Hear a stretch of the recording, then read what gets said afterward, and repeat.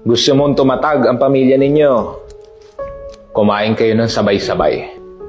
Hindi sige mauna na kayo. Kalokohan yan. Ito na nga lang yung oras na magsasama-sama kayo. Hindi nyo pa magawa. Kapag andyan ang pamilya sa hapagkainan, no exceptions, dapat sama-sama kayo. Sabay-sabay kayo kakain, sabay-sabay kayo magdadasal, sabay-sabay kayo hihingi ng biyaya ng Diyos, sabay-sabay kayo kukonsumo ng pagkain. Gusto nyo maging matibay? Gawin nyo yan. Kasi this is a collective activity that your family would engage in every day or at least every week. At kung magsasama-sama kayo sa pagdadasal, magsasama-sama kayo sa hapagkainan, pwedeng maging sama-sama din kayo sa laban ng buhay. Do things together. Pray together. Go to church together.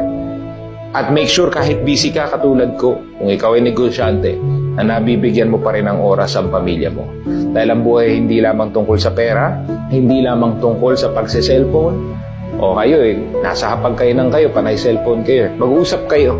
Hindi sa pagse-cellphone lang yan, hindi lang yan sa negosyo, sa trabaho. Importante ang pagkain at pagdadasal ng sabay. Dahil ayan na magbubuo ng matibay na pundasyon ng pamilya mo.